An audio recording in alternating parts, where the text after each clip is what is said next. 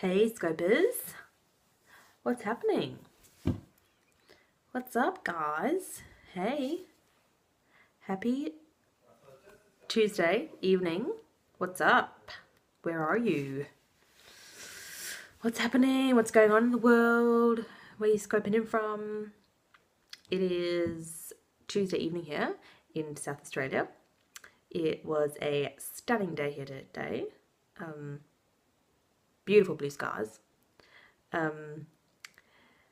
So great day. If you're just joining us, let me know who you are. If you're new to my scopes, then type in big new in big caps and let me know your name. For those of you who don't know me, my name is Rachel Dale and I'm a health coach, and I work with busy, burnt out women and we work on refueling their body, their mind and their spirit, and reigniting that spark that kind of just disappeared months ago, and you kind of forgotten that you had it, so that you can live a thriving life like you used to. So that's my jam. That's what I do. That's what I love to do. So let me know what your name is, who you're from.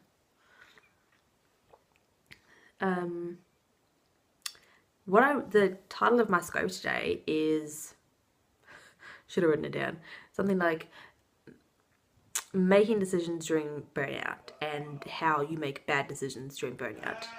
My boyfriend's playing games, and have you heard that? He's playing computer games. He gets very excited. And I was at yoga this evening, and my yoga teacher was, as she always does, talks us through some stuff, and she talks in the moment about things, and tuning into your body, that kind of stuff. And she said something today that really sort of like struck a chord with me, and I was like, oh my god, I've got to talk to you about this, because it was like a moment of clarity. So when we do yoga, and this is we're supposed to carry this through into our lives, we make this, our true selves is our this, like, the essence of our being is like our consciousness. That's who we really are. And we're not very in tune with our consciousness. We kind of have our ego mind, like, running the show all the time. And when you tune in to that deep level of consciousness, so that that primal level, that the pure essence, and you tune into that, and you make decisions from that space, those decisions that you make, you might not always understand them, but you're being guided, and those decisions are the decisions that are right for you. Those are the ones that are going to, what's the word I'm looking for? They're going to hold you, your well-being at the utmost importance. They're going to ensure that, you're on the right path to wherever you want to go and what you want to achieve. Every decision that you make through that, or with that deepest level of consciousness, is going to ensure that you are living your best life. Okay? But day-to-day lives, we don't tend to do that. We don't tap into that consciousness, our ego mind, those voices in your head, not the voices in your head, but your ego is telling you, like, no, this is more important, this is more important, you've got to be doing this, you've got to be focusing on this. It's doing everything it can do to stop you to tune into that voice, because that voice is going to tell you to probably do, not all the time, but probably do not what your ego is telling you to do. It's going to probably tell you to stop, it's probably going to tell you to listen, it's probably going to tell you to focus on this area, but your ego's going, no, like, we've got it under control here, don't worry about it, consciousness, you can just take a hike, it's all good. So when we're burnt out, it's like that extra layer, right, of, it's your ego mind, and then it's like the ego mind to the 10th. Your ego mind is like on overdrive. It's like it's taking complete control of your mind and your body, and it's like, I got this, I got it, you guys, you're gonna take a holiday, it's all I control here, like, dude, I got it. And it's saying to you, like, focus on this, it's telling you can do more stuff, it's saying to you, like, oh my god, I've got this, I know, I'm cool, I've got it under control, like, you need to be focusing on this, like, don't worry about that stuff, listen to me. And oh no, bring it on, we can do more stuff, we can think more thoughts, or we can, you know, take on more things. Like we can do this. I feel we're worn out just thinking about it. So when we're burnt out, we're like that. We're like ego mind on steroids.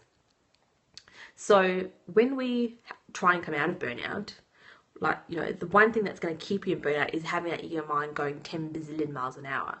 So if this is resonating with you, then give me some hearts, or let me know in the comments, you know, let me know how it's coming across. If you can understand me with the accent. Some people say, oh, I don't understand you with your accent.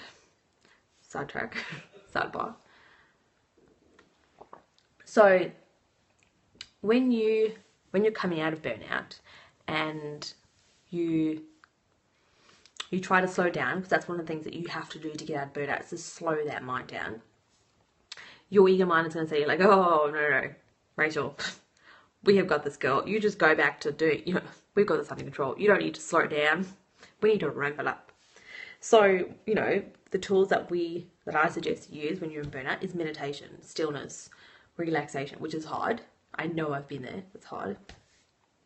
So to get back to being our old thriving selves, or, you know, your new thriving self, whatever you want, you need to really tap into that deeper level of consciousness, because that is going to guide you to do the things that are right for you and your body. So and it's going to take time, like it's really going to take time for you to peel back those layers of your ego to go, okay, no, I recognize that this is important, goodbye ego. And then you'll come up again, you go, I recognize this is important, goodbye ego. This can wait, to goodbye ego. And you peel back those layers and you keep doing that. And that is what's going to get you back to being your groovy self, is tuning into that deeper layer of consciousness. And, you know, I hope this doesn't sound too woo-woo, because it's not really. I'm not like a Buddhist monk or anything. But that's what we have to do, because that inner knowing, that essence, that being, whatever it is, that is who you are.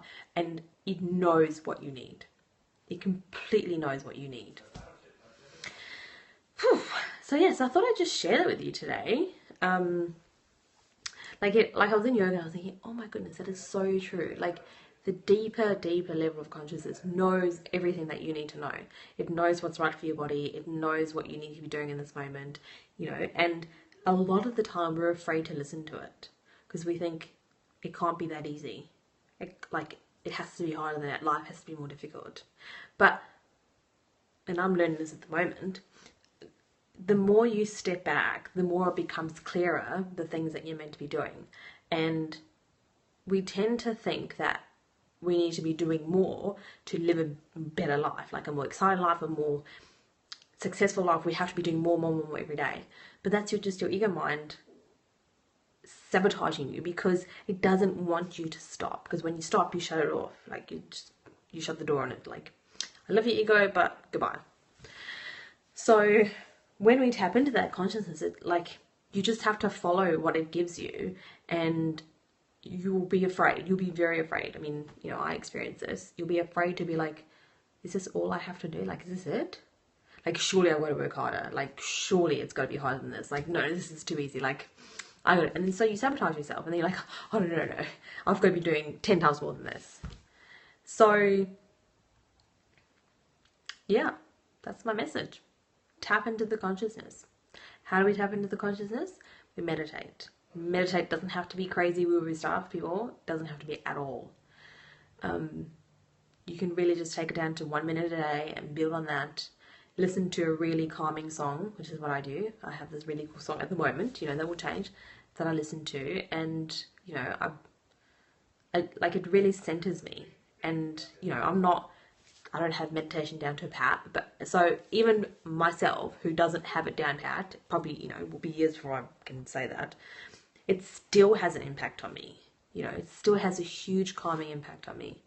So, and, you know, I'm going through that phase at the moment when I'm trying to step back and listen, and I'm finding it so hard. Like, it's really hard to not just go, no, gotta do 10,000 things. So, you know, it's just a learning curve, people. And if you want to get out of burnout, if you want to live a thriving life, which is what we all want to do, you know, we want to live those big, beautiful lives, you know, and that whatever that looks like for you. Big beautiful life means staying at home and being a stay-at-home mom to your kids. It means, you know, living in a small cottage out in the middle of nowhere. Like whatever that is to you, your big beautiful life, that's what we want, that's what we're looking for. Then you have to really tap into that consciousness and listen to what it has to say. So that is my message for today. I hope you guys enjoyed it. I hope the replay viewers enjoy it. If you did, give me some hearts. You can still give me hearts in the replay. Give me some love, and yeah, I look forward to, don't look at my washing in the background, my laundry I've got to fold up. But yeah, I just felt inspired and I wanted to share that message with you guys because it really sort of struck a chord with me, and I hope that you take some from it as well. So have a great Tuesday wherever you are in the world, and I'm going to drink my tea and get into bed. So it's great to be here with you guys. I will see you soon. Bye.